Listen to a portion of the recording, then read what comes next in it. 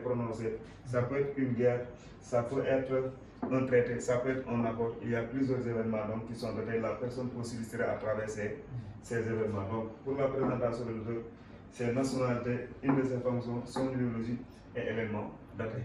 Et ça, c'est entre parenthèses où on demande à lui de préciser. La consigne est que voilà des éléments dont on a besoin. Alors, l'autre élément, il faut faire l'objet de consigne, le contexte historique. C'est là où beaucoup d'élèves ont des difficultés. Donc, par rapport au contexte historique. Alors, comment faire le contexte historique? Pour faire un bon contexte historique, il y a toujours des questions à se poser. Donc, l'élève qui doit dégager le contexte historique d'un texte. C'est quoi d'abord contextualiser? Quand on demande de contextualiser, c'est toujours situer. C'est situer les faits, relater les faits, relater ou les faits évoqués dans le temps et dans l'espace. Dans le temps, il faut les situer donc dans le temps et dans l'espace. Et dans l'espace. Dans le temps, ça veut dire quand est-ce que ces faits ou événements ont eu lieu, c'est à quel moment de l'histoire. Dans l'espace, c'est quel espace géographique? Est-ce que c'est à l'échelle d'un pays?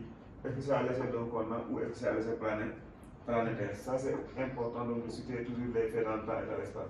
Maintenant, après avoir situé les faits dans le temps et dans l'espace, maintenant, les causes de ces faits, qu'est-ce qui a été à l'origine? Les causes des faits. Qu'est-ce qui a donné naissance à ces faits? Si c'est une guerre, qu'est-ce qui a donné naissance à la guerre? C'est-à-dire quelles sont les causes de cette guerre? Donc, les causes de ces faits, et maintenant, donner qui sont les acteurs. Les acteurs, préciser les acteurs. Les acteurs, c'est une conférence. Quels sont les acteurs? Quels sont les participants à telle ou telle conférence? Et maintenant, éventuellement, donner des conséquences. Les conséquences. S'il y a la guerre maintenant, quelles sont les conséquences qu'on peut tirer de cette guerre? Voilà donc, en gros, ce qui est du contexte historique. Et pour cela, pour résumer, c'est des questions qu'on se pose. Où? Les circonstances de où? Qui renvoie au lieu. Le quand? Ou le quand? Qui renvoie au temps. Donc, par rapport aux causes, pourquoi? Pourquoi ces faits ont eu lieu? Et maintenant, qui sont les acteurs de ces faits? Si on parvient à répondre correctement à ces questions, ça veut dire que la réponse se trouve dans le contexte. On a bien fait le résumé du contexte. Mais si je me pose la question où ces faits ont lieu, je n'ai pas la réponse dans mon contexte, c'est qu'il y a problème, je n'ai pas répondu à cette question. Le quand, c'est à quel moment de l'histoire? Je dois avoir la réponse à l'intérieur. Pourquoi? Quelles sont les causes? Je dois avoir la réponse. Et qui sont les acteurs? Je dois avoir la réponse. Maintenant, par rapport aux acteurs, ça peut être des personnalités, mais ça peut aussi des États. Par exemple, accord signature d'accord entre le Sénégal et Paris, entre le Sénégal et la France. Là, je sais que les acteurs sont des États.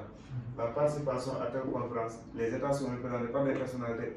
Mais on dit que la conférence, par exemple, la conférence des États, il y a 3 pays qui étaient présents. Il y a les États-Unis, il y a l'URSS, il y a le Royaume-Uni. Là, les acteurs peuvent être des États. Comme aussi, chaque État a envoyé des personnalités dans de ces conférences. Roosevelt, Churchill et Staline, ils sont aussi considérés comme des acteurs. L'acteur ou les acteurs peuvent être des personnes, comme ça peut aussi des États. Alors, quand on parle des causes maintenant, est-ce que les causes sont politiques? Est-ce que les causes sont économiques? Est-ce que les causes sont naturelles? Est-ce que les causes sont sociales? Ou est-ce que les causes sont culturelles? Et les causes peuvent être de nature différente, comme aussi les causes peuvent être d'une seule nature. Donc, si on suit la démarche, présentation du document et méthode, contexte historique, maintenant, explication de passage. Dans un texte, c'est facile maintenant parce qu'on souligne les passages, on veut expliquer la première ou expliquer la dernière phrase du texte.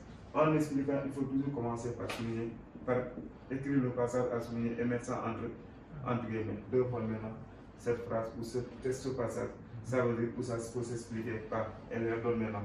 Expliquer, c'est pas reproduire ou reprendre le texte. Sinon, ce sera du plagiat. On ne recopie pas le texte. On peut emprunter des fois des mots à l'auteur. Mais d'après maintenant la compréhension, l'élève doit pouvoir s'exprimer d'après tel ou tel maintenant, comment il peut éclairer ou il peut apporter des éléments par rapport à telle chose, mais pas recopier le texte.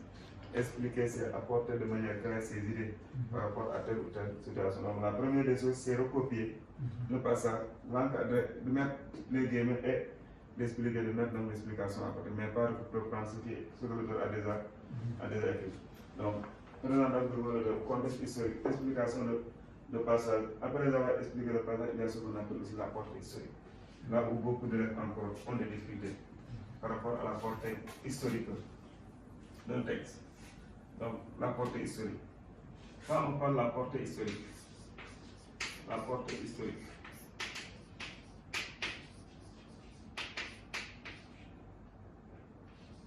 la portée historique d'un texte.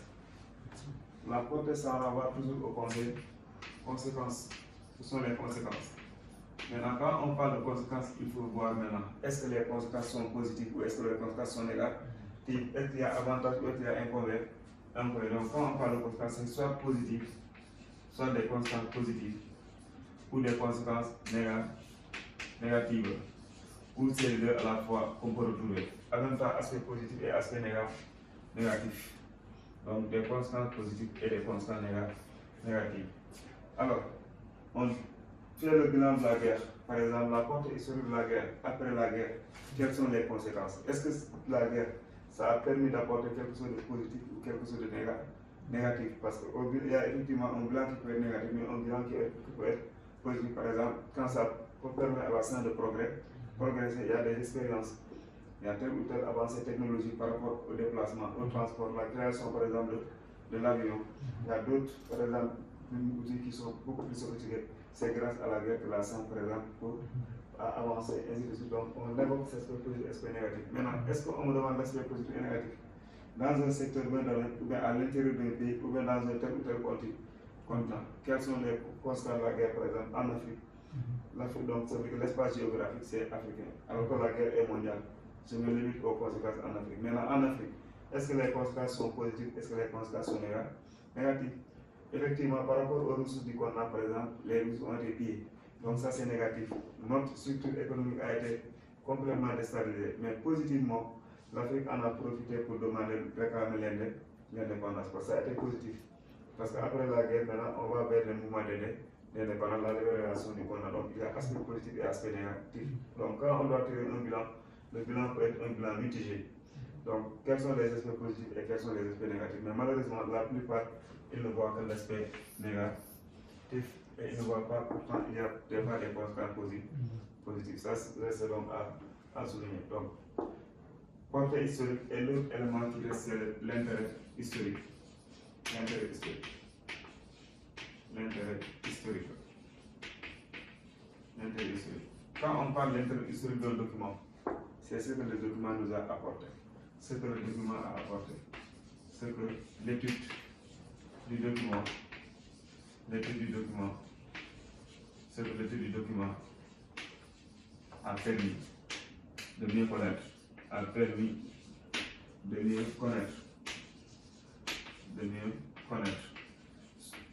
Soit c'est mieux connaître telle ou telle personnalité, tel ou tel fait. La guerre s'est déroulée ainsi, mais il y a des éléments que le document a apporté que je n'avais pas appris de la guerre.